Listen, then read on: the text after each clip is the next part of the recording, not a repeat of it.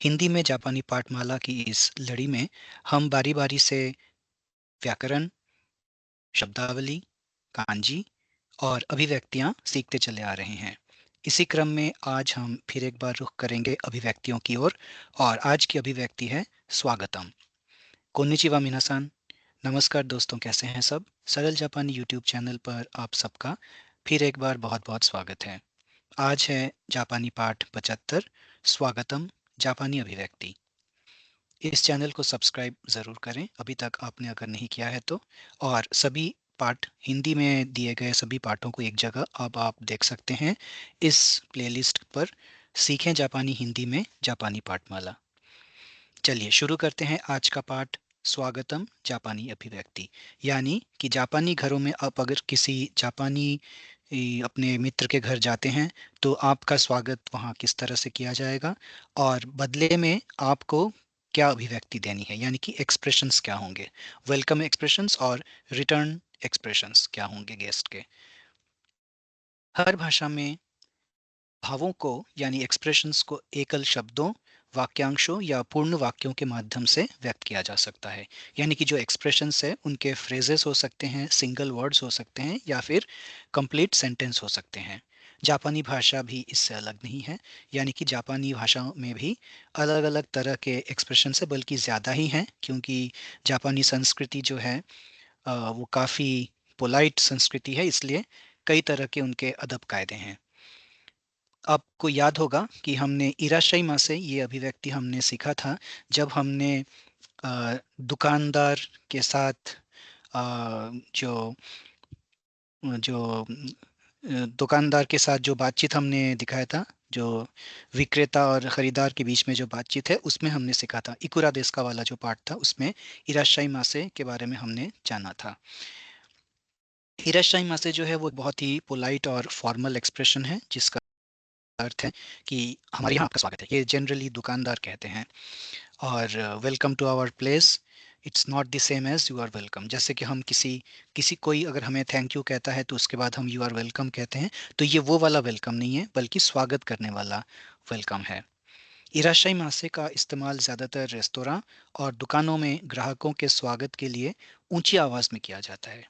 ऊंची आवाज़ का अर्थ है जो इंटोनेशन है इसका, जैसे इराशाइमा से इस तरह से ऊपर की तरफ ये इंटोनेशन जाता है, ये दिखाने के लिए कि आप बहुत खुश हुए हैं उनके आने से।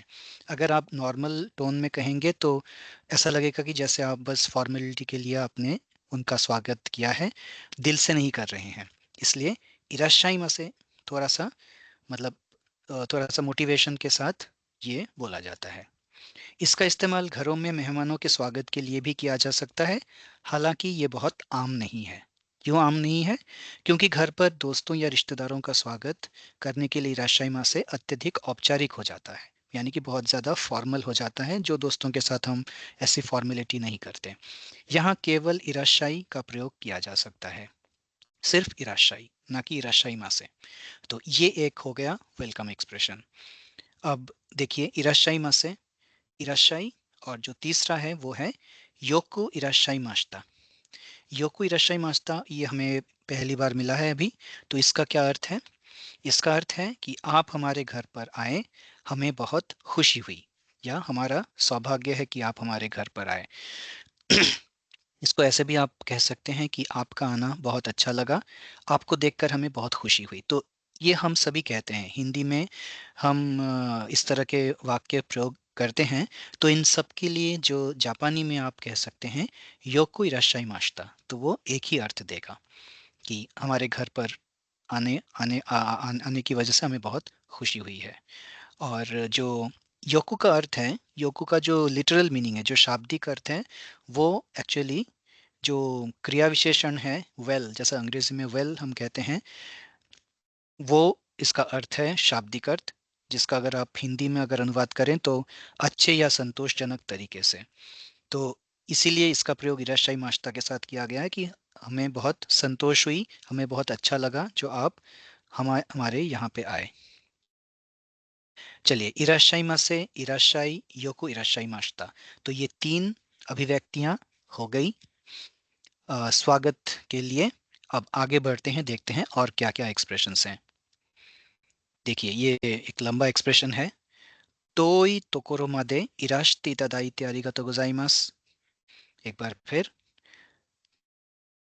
तोई तोकोरो मादे इराश्ते इतादाइते आरिगातो गोजाइमासु। तोई तोकोरो मादे इराश्ते इतादाइते आरिगातो गोजाइमासु। इसका अर्थ है, आप हमसे मिलने के लिए बहुत दूर से आए हैं, कृपया हमारा धन्यवाद स्वीकार करें। या हमसे मिलने के लिए इतनी दूर आने के लिए आपका धन्यवाद। आप बहुत दूर से आए हैं, आपका बहुत बहुत धन्यवाद। तो अब इसका वर्ड बाय वर्ड ट्रांसलेशन भी देख लिया जाए। उससे पहले आपको बता दें कि ये जो वाक्यांश था, तोई तोकोरोमा दे इराश्ते इतादाइते आरिगातो गोजाइमासु, ये आपके घर पर किसी अतिथि का स्वागत करते समय या दरवाज़ा खोलते समय और उन्हें अंदर आने का अनुरोध करते समय कहा जाता है, ना कि अंदर आने के बाद। यानी कि दरवाज़ा आपने खोला और दरवाज़ा खोलते ही आपने देखा कि आपके जो मेहमान आने वाले थे वो खड़े हैं आपके दरवाजे पर, वहाँ आप इस एक्सप्रेशन का प्रयोग करेंगे। तोई तोकोरोमा दे इराश्ते इतादाइते आरिगातो गोजाइमासु। तोई का अर्थ है दूर, तोकोरो का अर्थ है जगह, मादे का अर्थ है तक, यानी बहुत दूर जगह से आप चलकर यहाँ तक आए हैं। इराश्ते कहीं आना या जाना, इतादाइते प्राप्त करना या स्वीकार करना, ये दोनों ही क्रियाएं हैं यानी वर्ब्स हैं। इराश्ते और इतादाइते ये दोनों वर्बल फॉर्म है और इतादाइते का वर्ब है इतादाकू। उसके बाद आरिगातो गोजाइमासु तो आपको पता ही है। तो अब आप अगर इन्हें जोड़ेंगे तो आप देखेंगे कि यही अर्थ निकल रहा है। आप बहुत दूर तक चलकर आए हैं और इसलिए आप हमारा धन्यवाद स्वीकार करें। तो इन सबको अगर आप जोड़ेंगे तो इसका जो ओवरऑल मीनिंग है तो वही आएगा। तोई तोकोरो मादे इराश्ते इतादाइते आरिगातो गोजाइमासु। आप भी बोलकर इसका प्रैक्टिस जरूर करें। ये बहुत इंपॉर्टेंट वेलकम एक्सप्रेशन है दरवाजे पर। उसके बाद एक और एक्सप्रेशन है, वाजा वाजा इराश्ते इतादाइते आरिगातो गोजाइमासु। ये भी पिछले एक्सप्रेशन का ही एक शॉर्टेंड फॉर्म है, हम कह सकते हैं, क्योंकि इराश्ते इतादाइते आरिगातो गोजाइमासु तो कॉमन ही है, बस शुरू में है वाजा वाजा।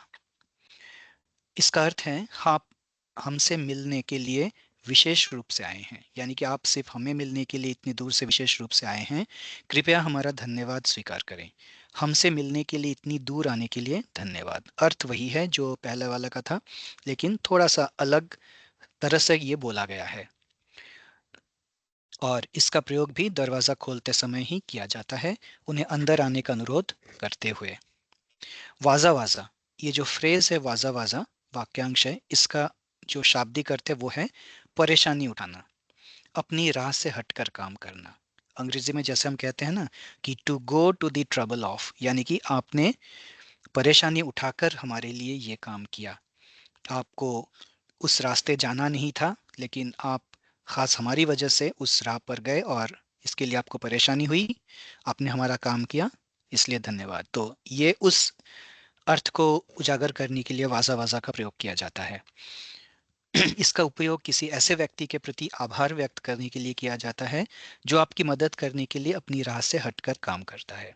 तो वाजा वाजा इराश्ते इतादाइते आरिगातो गोजाइमासु, यानी आप हमसे मिलने के लिए विशेष रूप से आए हैं, इसलिए आपका धन्यवाद। तो दो हो गए, तोई तोकुरुमादे इराश्ते इतादाइते आरिगातो गोजाइमासु और वाजा वाजा इराश्ते इतादाइते आरिगातो गोजाइमासु। तो देखिए हम एक के बाद एक स्वागतम के एक्सप्रेशंस सीखते चले जा रहे हैं। आप भी नोट करते चलेंगे तो अच्छा होगा, क्योंकि काफ़ी सारे एक्सप्रेशंस हो जाएंगे। अब अगले एक्सप्रेशन पे बढ़ते हैं, जो है योकोसो। योकोसो, योकोसो का अर्थ है वेलकम, यानी स्वागत है आपका। तो ये बहुत ही छोटा सा एक्सप्रेशन है और बहुत पॉपुलर भी है। इसका प्रयोग आमतौर पर किया जाता है हमेशा। हम अभी अभी जो हमने देखा, तोई तोकोरुमादे और ये जो वाजा वाजा, ये सब थोड़ा सा फॉर्मल हो जाता है, तो इसलिए आज के युग में जैसे हम वो किताबी बातों के लिए तो ठीक है, लेकिन जो एक्चुअल जो रियल लाइफ सिचुएशंस होते हैं उसमें आजकल काफ़ी शॉर्ट एंड हो गया है सब कुछ, तो योकोसो काफ़ी पॉपुलर है इन दिनों। तो योकोसो है वेलकम। और इराशाई और योकोसो, इन दोनों में क्या फ़र्क है? इन दोनों का ही प्रयोग किसी का स्वागत करने के लिए किया जा सकता है। यानी कि घर पर आप किसी का स्वागत कर रहे हैं दरवाजे पर, तो इराशाई और योकोसो दोनों का ही प्रयोग आप कर सकते हैं। विभिन्न परिस्थितियों में इन दोनों की प्रयोज्यता पर विवाद, बहस और संदेह है। यानी कि ये काफ़ी डिबेटेबल है। कुछ लोगों का कहना है कि इराशाई और योकोसो अलग चीज़ें हैं, इनका प्रयोग नहीं, कहीं पे इराशाई का प्रयोग नहीं होता, कहीं पे योकोसो का प्रयोग नहीं होता। तो काफ़ी मत हैं इसमें।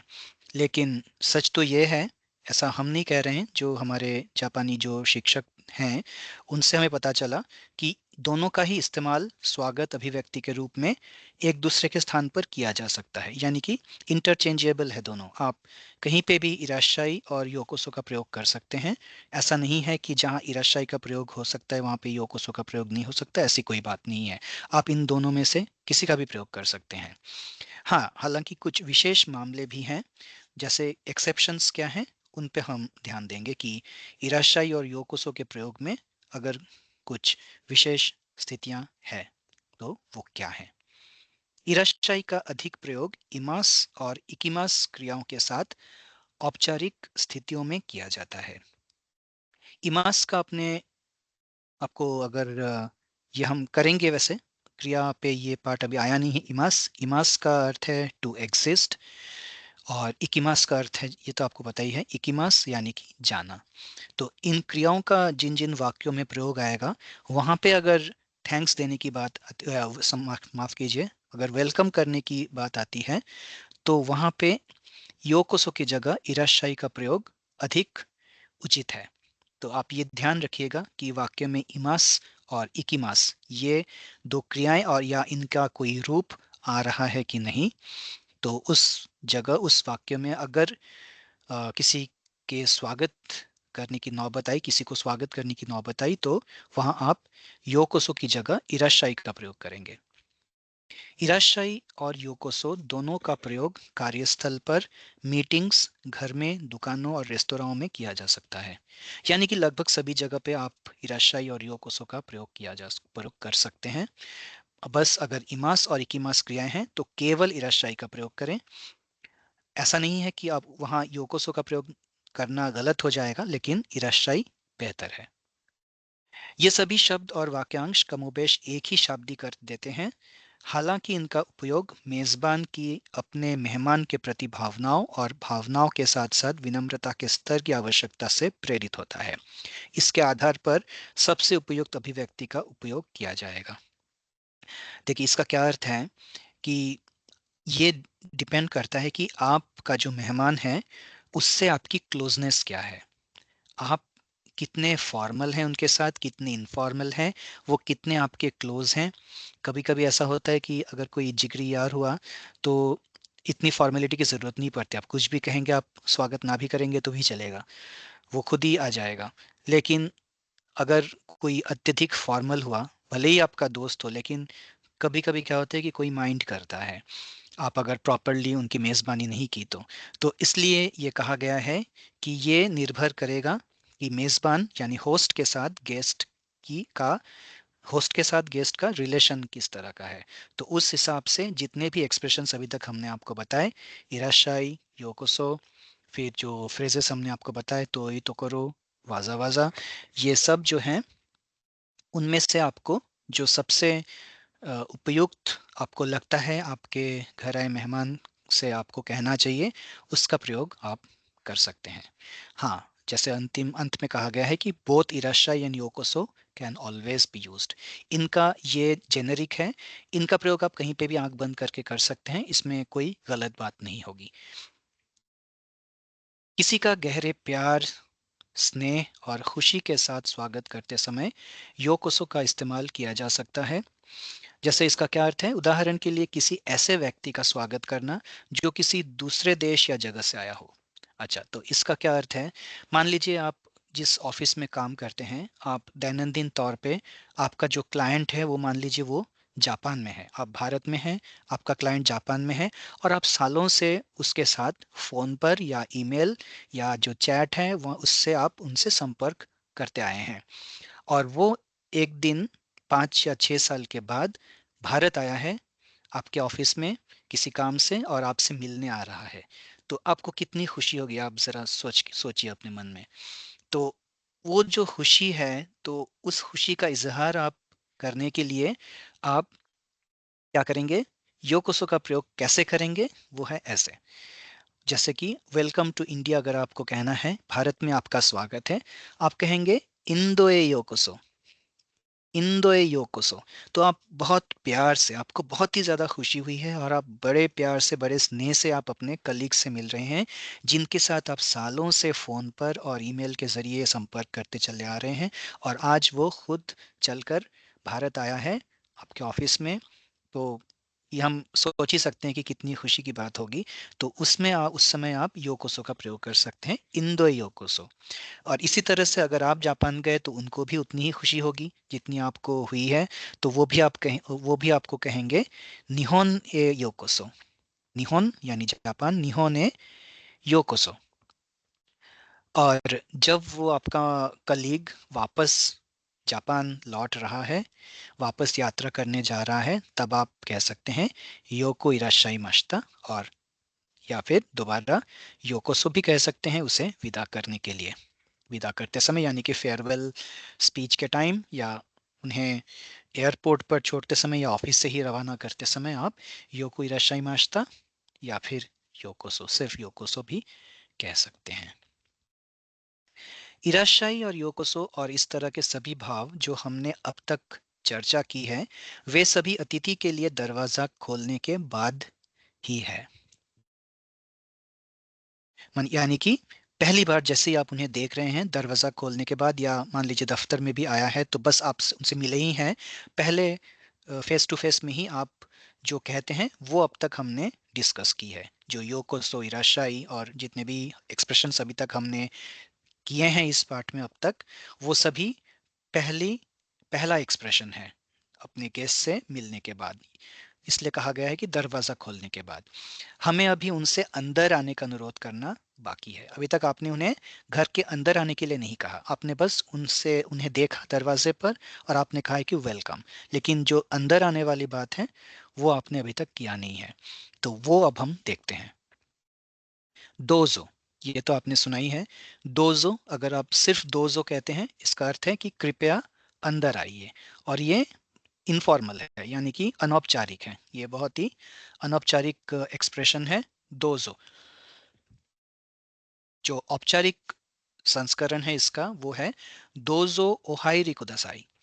ये देखिए, हाइरी जो है ये एक वर्ब है, आपने ये कांजी सीखी है हमारे कांजी के पाठ में। ये एंटर करने की कांजी है यानी कि अंदर जाने वाला सिंबल है, और इसके साथ री लगाकर ये वर्ब बनता है हाइरी। दोजो ओहाइरी कुदासाई, ओ तो जो ऑनरिफिक है आपको पता ही है, और कुदासाई यानी कि प्लीज, ये एक एक्सप्रेशन है एक और, प्लीज जो हम पहले सीख चुके हैं। तो ओहाइरी कुदासाई यानी प्लीज कम इनसाइड। दोजो, दोजो एक तरह से आप परमिशन दे रहे हैं अपने गेस्ट को अंदर आने के लिए। तो दोजो ओहाइरी कुदासाई, और इनफॉर्मल है दोजो, केवल दोजो। हाइरीमास, ओहाइरी जैसा हम बोल रहे हैं कि हायरू, ये हायरू वर्ब है, इसका हम हाइरीमास जो इसका फॉर्मल वर्जन है वो हम कह सकते हैं। उसके बाद है दोजो अगत्य कुदासाई। अगत्य कुदासाई, अब देखिए ये जो कांजी है ये आगारिमास की कांजी है, और इसका अर्थ है ऊपर चढ़ना। तो ऊपर चढ़ना यानी कि सीढ़ियों से ऊपर चढ़ना, यानी कि अगर आप नीचे से एंटर कर रहे हैं और आपका जो मेज़बान है, जो होस्ट है, वो सीढ़ियों के ऊपर खड़ा है या फर्स्ट फ्लोर पे खड़ा है, तो वो आपको ऊपर चलकर आने के लिए कह रहा है, तो वो कहेगा दोजो अगत्य कुदासाई या फिर दोजो ओ आगारी कुदासाई। तो ये इनफॉर्मल वर्जन है अगत्य कुदासाई, और ओ आगारी कुदासाई ये थोड़ा सा पोलाइट, ज़्यादा पोलाइट वर्जन है। कृपया ऊपर आइए, जब मेज़बान कम से कम कुछ सीढ़ियाँ ऊपर खड़ा हो। तो ये जितने भी एक्सप्रेशंस है इस पेज पर वो सभी अंदर आने की बात कह रहा है। तो दोजो, दोजो ओहाइरी कुदासाई, दोजो आगत्ते कुदासाई और दोजो ओआगारी कुदासाई, इन सब का प्रयोग किया जा सकता है मेहमान को अंदर आने के लिए रिक्वेस्ट करते समय। दोजो कोचिराए, कृपया इस तरफ आइए। अब मान लीजिए आपका जो होस्ट है वो, आप गेस्ट हैं, होस्ट ने आपको दरवाजे पे वेलकम किया, फिर मान लीजिए कि ये एक लंबा कॉरिडोर है, उसके बाद उनका कमरा है या ऐसा कुछ है, तो वो आपसे कह सकता है कि दोजो कोचिराए, कृपया इस तरफ आइए, प्लीज कम दिस वे, यानी कि वो आपको रास्ता दिखा रहा है। यद्यपि इसका प्रयोग कुछ स्थितियों में स्वागत अभिव्यक्ति के रूप में किया जा सकता है, किंतु इसका प्रयोग आमतौर पर रास्ता दिखाने के लिए किया जाता है। दोजो मूलतः किसी काम को करने के लिए विनम्र तरीके से अनुमति देना है। देखिए जापानी संस्कृति क्या है ना, अगर आप किसी से कुछ करने के लिए भी कह रहे हैं तो वो भी एक बहुत ही विनम्रता के साथ, बहुत ज्यादा विनम्रता के साथ कहा जाता है। तो जो होस्ट है वो आपको उसके घर के अंदर ही बुला रहा है, लेकिन उसमें भी वो अनुमति देने जैसी मतलब बात इसमें है कि दोनों ही एक दूसरे का जो जो जेस्चर्स हैं वो हमेशा एक विनम्रता से भरपूर होता है। तो दोजो किसी काम को करने के लिए विनम्र तरीके से अनुमति दे रहा है, यानी कि जो बाहर का व्यक्ति आया है उसको अंदर आने के लिए जो होस्ट है वो परमिशन दे रहा है। दोजो कोचिराए, कृपया मेरा अनुसरण करें। अगर इसका शाब्दिक अर्थ देंगे देखेंगे तो कोचिरा आपको पता ही है, इस तरफ, सोचिरा उस तरफ और आचिरा ओ उधर उस तरफ। तो ये तीन हमने किए थे। तो ये इसका जो शाब्दिक अर्थ है, दोजो कोचिराए, कृपया मेरा अनुसरण करें, यानी कि प्लीज फॉलो माय स्टेप्स, कृपया मेरे साथ आएं, प्लीज कम विथ मी, कृपया इस तरफ आएं, प्लीज कम दिस वे। तो ये दो और एक्सप्रेशंस हो गए। अभी तक हमने जिन बातों पर चर्चा की है वे स्वागत संबंधी वे बातें हैं जो मेजबान अतिथि से कहता है।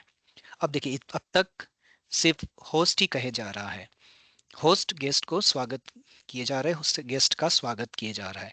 अब गेस्ट की भी तो जिम्मेदारी बनती है ना कि वो किस तरह से रिएक्ट करें या वो जवाब में क्या कहें। अगर गेस्ट कुछ भी नहीं कहेगा तो होस्ट समझेगा कि क्या बात है, वो कुछ बोल ही नहीं रहा। तो अतिथि को कैसी प्रतिक्रिया देनी चाहिए? तो सबसे पहले तो आप इस तस्वीर को देखिए, देखिए कि मेहमान पहले अपने जूते कैसे रखता है। देखिए यहाँ पे दरवाजा है, इस दरवाजे से आप अंदर आ रहे हैं, लेकिन जूते का डायरेक्शन देखिए, ये बाहर जाने की तरफ है। देखा आपने, ये गेस्ट के जूते हैं, यानी कि गेस्ट अंदर आकर जूते जब निकालेगा यहाँ पे, जूते का जो डायरेक्शन है वो बाहर की तरफ रखेगा। ये इसलिए कि जब वो जाए तो वो सीधे जूते पहने और निकल जाए। लेकिन इसके पीछे कारण क्या है वो कारण भी हम आपको बताते हैं। तो देखिए जूतों के दो सेट पर ध्यान दें, यहाँ पे देखिए दूसरा सेट भी रखा हुआ है और ये सीढ़ी से एक स्टेप ऊपर रखा हुआ है, यानी कि ये घर के जूते हैं और ये मेजबान ने रखे हैं। ये गेस्ट के जूते हैं जो गेस्ट ने उतारे हैं और ये मेजबान ने रखे हैं जो गेस्ट को पहनना है। तो शुरू में तो इसका मुंह इस तरफ ही था, लेकिन जब गेस्ट, अब देख सकते हैं कि ये जो जूते हैं इसका जो मुंह है वो अंदर की तरफ है, ये दरवाजे की तरफ है लेकिन ये घर के अंदर की तरफ है। तो यानी कि जो गेस्ट है वो जूते अपने इस तरह से उतारेगा और फिर घर के चप्पलों को पहनकर अंदर चला जाएगा जो मेजबान ने उनके लिए रखे हैं। और बाहर निकलते समय जो गेस्ट हैं वो जूते को इसी तरह से, घर के वाले जूते को इसी तरह से उतारेगा, अपने जूते पहनेगा और वो सीधे बाहर निकल जाएगा। तो ये जापानी कल्चर है, ये ट्रेडिशन है, ये कस्टम है कि जूते इस तरह से उतारे पहने जाते हैं। तो ये यही संदेश दे रहे हैं जो अभी हमने आपसे कहा कि ये घर वाले जूते हैं जो पहनकर अंदर जाने हैं और ये अपने खुद के बाहर वाले जूते हैं जिनको इस डायरेक्शन में मुंह करके छोड़ना है और अंदर जाना है, और बाहर निकलते समय इसे ऐसे ही पहन के बाहर निकल जाना है। और गेस्ट इस तरह से जूते निकाल कर फिर क्या कहेगा? शित्सरेई शिमास, शित्सरेई शिमास, जी मैं अंदर आ रहा हूँ, यानी कि वो एक्नोलेज कर रहा है कि हाँ जी मैं अंदर आ रहा हूँ। शित्सरेई शिमास। ये बहुत ही सामान्य अभिव्यक्ति है जिसका प्रयोग इसके अलावा भी कई स्थितियों में किया जा सकता है, जिस पर हम आगे चर्चा जारी रखेंगे। और शित्सरेई शिमास के अलावा एक और है ओजामा शिमास। ओजामा शिमास, जी मैं आपके अंदर अंदर जी मैं आपके घर आ रहा हूं और आपका मूल्यवान समय लूंगा, इसलिए इसके लिए मैं माफी चाहता हूँ। माफ कीजिए, यहाँ पे थोड़ा सा शब्दों में हेरफेर हुआ है। जी मैं आपके घर के अंदर आ रहा हूँ और आपका मूल्यवान समय लूंगा, इसलिए मैं माफी चाहता हूँ। यानी कि जो गेस्ट हैं वो होस्ट से माफी मांग रहा है क्योंकि वो उसकी प्राइवेसी को डिस्टर्ब कर रहा है, उनका समय लेने जा रहा है, उन्हें डिस्टरबेंस होगी उनकी वजह से, इसलिए वो माफी मांग रहा है अंदर जाते समय। ये एक उचित या अधिक औपचारिक अभिव्यक्ति है जिसका प्रयोग तब किया जाता है जब आप किसी के घर के अंदर जाते हैं। जामा, ओ जामा शिमास, तो इसमें जो जामा है वो तो ऑनरिफिक है ही। जामा जो है इसका अर्थ है किसी के रास्ते में आना, बाधा बनना या किसी की शांति भंग करना। तो यहाँ पे इसका अर्थ है किसी की प्राइवेसी में डिस्टरबेंस लाना। तो जामा यानी कि घर का जो माहौल है उसमें डिस्टरबेंस क्रिएट करना, जो गेस्ट के आने से होता है। तो ये अर्थ वही है। तो शित्सरे शिमास और ओजामा शिमास, ये दो गेस्ट के एक्सप्रेशंस है जो वो होस्ट को कहता है अंदर जाते समय। अगला दृश्य तब होता है जब मेहमान किसी घर के बाहर खड़ा होता है और किसी को बुला बुलाना चाहता है। उससे ये भी नहीं पता होता कि अंदर कोई है भी या नहीं। ऐसे में वो बाहर से किसी को कैसे बुलाए। तो ये काफ़ी कॉमन सिचुएशन होता है। मान लीजिए घर बंद है या कॉलिंग बेल नहीं बज रही है, तो जो गेस्ट आया हुआ है वो अपने होस्ट को कैसे बुलाएगा। एक तो वो नॉक कर सकता है, वो डोरबेल भी रिंग कर सकता है, लेकिन फिर भी कोई जवाब ना आए तो उसे क्या कहा जाएगा, उसे क्या कहना होगा कि क्या कोई अंदर है। तो वो जापानी में आप कैसे कहेंगे, सुमीमा सेन दारे का इमास का। सुमीमा सेन का अर्थ आपको पता ही है, एक्सक्यूज मी। और दारे का इमास का यानी कि इज समवन देयर। इमास माने देयर। तो जैसे हमने कहा था टू एग्जिस्ट, और ये एनिमेट चीज़ों के लिए यानी कि जो जीवित चीज़ें हैं, जो यानी कि जानवर या पशु पक्षी, मानव, पेड़ पौधे, इन सभी के लिए जिनमें जीवन है उनके लिए इमास का प्रयोग किया जाता है, और जो नॉन लिविंग थिंग्स है उनके लिए आरिमास का प्रयोग किया जाता है। तो यहाँ पे क्योंकि हम मनुष्य की बात कर रहे हैं इसलिए इमास। दारे का इमास का, क्या कोई है, क्या कोई अंदर है। सुमीमा सेन दारे का इमास का, एक्सक्यूज मी समवन देयर, क्या कोई अंदर है। और ये एक इनफॉर्मल वे है किसी को बाहर से बुलाने के लिए, और ये केवल अपने जो निकटवर्ती जो मित्र मंडली है, जो फ्रेंड सर्कल है या क्लोज रिलेटिव्स हैं, उनके लिए इसका प्रयोग किया जा सकता है दारे का इमास का। ये ज़्यादा फॉर्मल नहीं है। फॉर्मल एक्सप्रेशन क्या है, गोमेन कुदासाई या ओगोमेन कुदासाई। गोमेन कुदासाई का अर्थ है क्षमा करें, क्या कोई अंदर उपलब्ध है। देखिए अर्थ तो वही है, लेकिन ये पोलाइटनेस लेवल की बात है। जापानी भाषा में पोलाइटनेस के कई लेवल्स होते हैं, तो ये वैसे ही है। तो गोमेन कुदासाई आप याद रखिएगा, ये काफ़ी यूज़ में आता है।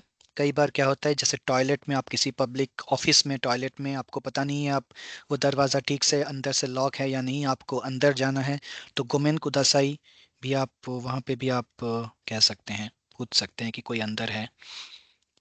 तो आज का पाठ यहीं तक दोस्तों। स्वागतम अभिव्यक्तियाँ, ये पाठ आज हमने की। आशा है आपको इससे फ़ायदा पहुंचा होगा। अगले पाठ में हम फिर कुछ अभिव्यक्तियाँ लेकर हाजिर होंगे। तब तक के लिए हमें आज्ञा दीजिए, और ये वीडियो देखने के लिए आपका बहुत बहुत धन्यवाद। आरिगातो गोजाइमास, माताई माशो।